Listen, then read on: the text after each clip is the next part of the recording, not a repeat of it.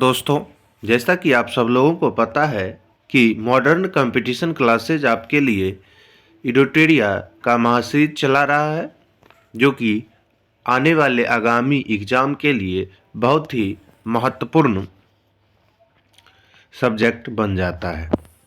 चलिए हम लोग स्टार्ट करते हैं। पिछली कक्षाओं में हम लोग 29 नंबर टॉपिक तक कर चुके थे। आगे आज देखना है 30 नंबर टॉपिक से शुरू करते हैं, देखते हैं जहाँ तक होता है।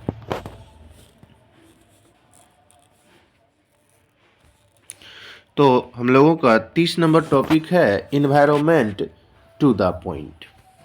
चलिए आइए देखते हैं इसको।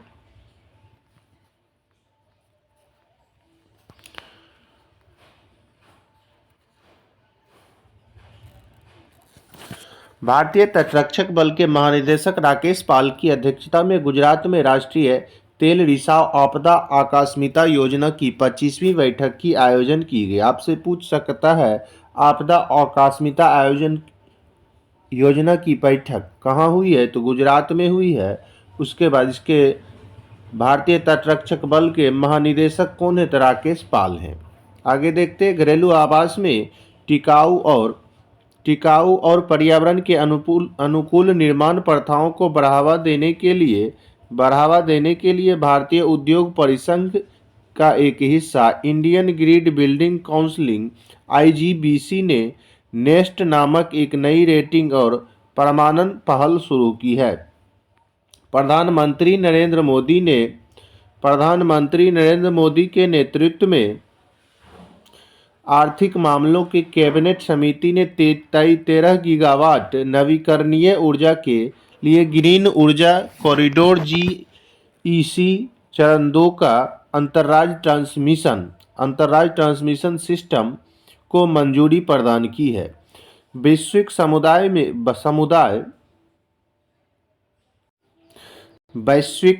समुदाय के महत्व पर जोर देने के लिए संयुक्त राष्ट्र जैव विविधता ने फंगा अभियान शुरू किया है, जिसमें वनस्पति जीवों और फ्लोरा और फौना के साथ साथ कवक यानी फंगा शब्द को शामिल करने का आग्रह किया है। आगे है 2005 से 2019 तक भारत ने अपने ग्रीन हाउस उत्सर्जन में उल्लेखनीय रूप से 33% की कमी की है। यह भारत को UNFCCC के प्रति उसकी प्रतिबद्धता और अधिक रेखांकित होता है। 2030 तक भारत ने अपनी उत्सर्जित तीव्रता को 2005 के स्तर से 45% कम करने का संकल्प लिया है। ब्राजील के शहर बेलेम आयोजित अमेजन संधि संगठन शिखर सम्मेलन के दौरान दक्षिण अमेरिका देशों के प्रमुखों ने अमेजन वर्षा वन की सुरक्षा की प्राथमिकता दी। भारत की G20 अध्यक्षता के तहत चौथी पर्यावरण और जलवायु स्थिरता कार्य समूह ECWG और पर्यावरण और जलवायु मंत्रियों की बैठक 26 से 28 जुलाई 2023 को चेन्नई में आयोजित की गई। बॉम्बे हाई कोर्ट की गोवा पीठ ने सरकार को महादेवी वन्यजीव अभयारण्य और अन्य क्षेत्रों के वन्यजीव संरक्षण के तहत बाघ रिजर्व घोषित करने का निर्देश दिया है। 22 से 23 जून 2023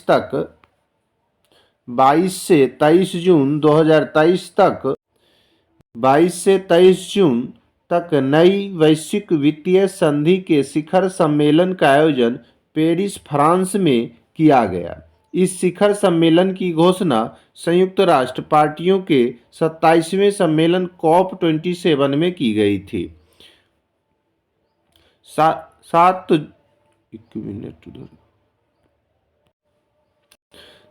7 जून को हवाई में स्थित सक्रिय ज्वालामुखी किलाऊ में विस्फोट की घटना हुई। आपसे पूछ सकता है जो किलाऊ ज्वालामुखी कहाँ पर है, तो वो है हवाई में स्थित है। पर्यावरण, वन और जलवायु परिवर्तन मंत्री भूपेंद्र यादव ने 15 मई 2023 को नई दिल्ली में मेरी लाइफ नामक एक मोबाइल एप्लीकेशन का शुभारंभ किया है। यह ऐप पर्यावरण को बचाने में नागरिकों, विशेषकर युवाओं की शक्ति को प्रदर्शित करेगा। आगे है, यूरोपीय संघ ईयू ने ग्रीन हाउस गैसों को उत्सर्जन कम करने के लिए फिट फॉर 55 नामक एक व्यापक जलवायु कार्य योजना पेश की। तो कह सकता है फिट फॉर 55 योजना की शुरुआत किसने किया? तो ये किया है यूरोपीय संघ ने। इसका उद्देश्य 2030 तक शुद्ध ग्रीन गैस उत्सर्जन को कम से कम 55% तक लाना है। ब्रिटेन के प्रधानमंत्री ऋषि सुनक ने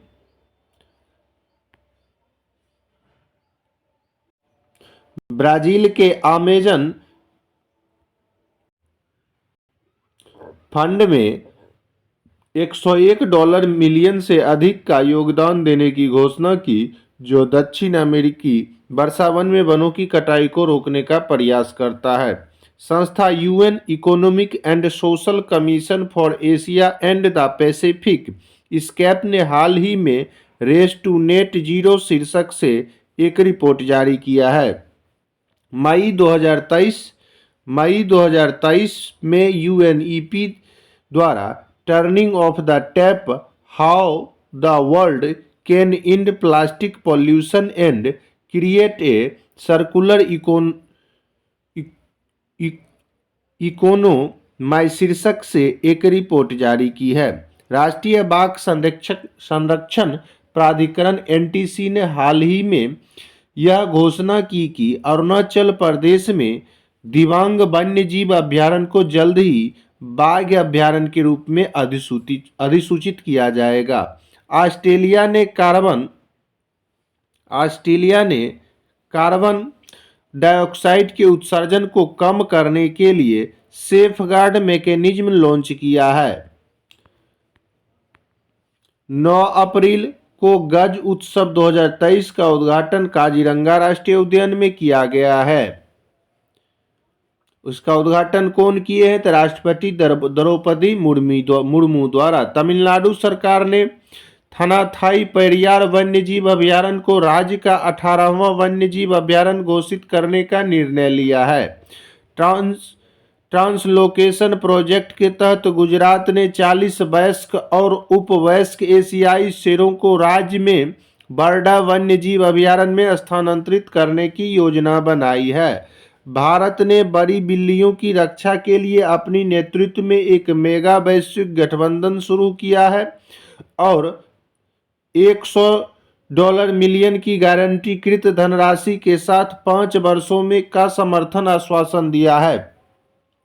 प्रस्तावित इंटरनेशनल बिग कैट अलायंस इबेका 7 बड़ी बिल्लियों बाघ, शेर, तेंदुआ, हिम तेंदुआ, प्यूमा, जगुआर, चीता के संरक्षण और पुनर्वास की दिशा में काम करेगा। अमृत सरोवर योजना की भूमि आर्द्र भूमि के इष्टतम उपयोग को बढ़ावा देकर उनका संरक्षण करना है। आगे है मिस्टी योजना जो है मुख्य उद्देश्य समुद्र तट के किनारे मैंग्रोव वृक्षारोपण करना। देश के तटीय इलाकों में मैंग्रोव के पौधे रोपे जाएंगे। केंद्र सरकार ने गुजरात के एक क्षेत्र गिर में एशियाई शेरों की संरक्षण के लिए lion at the rate 47 vision for Amritkaal योजना का अनावरण किया है। 1972 में हुए स्टॉकहोम सम्मेलन के 50 वर्ष पूरे होने के उपलक्ष्य में स्वीडन की राजधानी स्टॉकहोम में स्टॉकहोम +50 का आयोजन किया गया। प्रधानमंत्री नरेंद्र मोदी ने गुजरात के केवड़िया में स्थित स्टैच्यू ऑफ यूनिटी से mission life style for environment का शुभारंभ किया है। इसका उद्देश्य पर्यावरण की रक्षा और संरक्षण के लिए व्यक्तिगत एवं सामूहिक कार्रवाई को बढ़ावा देना है। इसके अंतर्गत कम से कम 80% गांव और शहरी स्थानीय निकायों को 2028 तक पर्यावरण अनुकूल बनाने का लक्ष्य निर्धारित किया गया है। आगे देखते हैं भारत की अध्यक्षता के तहत होने वाले G20 बैठक। स्थान देखेंगे और आयोजन स्थल देखेंगे, इसमें सिर्फ हम लोग। चलिए तो शुरू करते हैं। G20 शेरपा की बैठक ये नूह हरियाणा में हुआ। G20 महिला सशक्तिकरण पर मंत्री स्तरीय बैठक गांधीनगर गुजरात में हुआ। G20 के संस्कृति मंत्रियों का बैठक वाराणसी उत्तर प्रदेश में हुआ। G20Y20 शिखर सम्मेलन हुआ है वाराणसी उत्तर प्रदेश में। भ्रष्टाचार विरोधी समूह की तीसरी मंत्री स्तरीय बैठक हुई है कोलकाता में।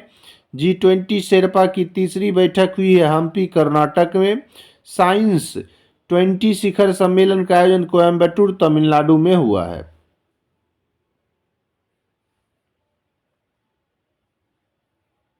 G20 पर्यावरण और जलवायु मंत्रियों एवं स्थिरता कार्य समूह की चौथी बैठक चेन्नई तमिलनाडु में हुई है। वित्त मंत्रियों और सेंट्रल बैठकों के गवर्नर की तीसरी बैठक गांधीनगर गुजरात में हुई है। G20 पर्यटन मंत्री एवं कार्य समूह की चौथी एवं अंतिम बैठक गोवा में हुई है। G20 शिक्षा मंत्रियों का बैठक पुणे महाराष्ट्र में हुआ है। G20 के आर्थिक एवं सामाजिक विकास मंत्रियों का बैठक वाराणसी उत्तर प्रदेश में हुआ है। टूरिज्म वर्गीकरण ग्रुप के बैठक श्रीनगर में हुआ है। भारत की G20 अध्यक्षता के तहत 100वीं बैठक वाराणसी उत्तर प्रदेश में हुआ है। आगामी बैठक एवं सम्मेलन हम लोग देखते हैं। इसमें जो इम्पोर्टेंट होगा उसको देखेंगे और जो इम्पोर्टेंट नहीं होगा उसको नहीं देखेंगे।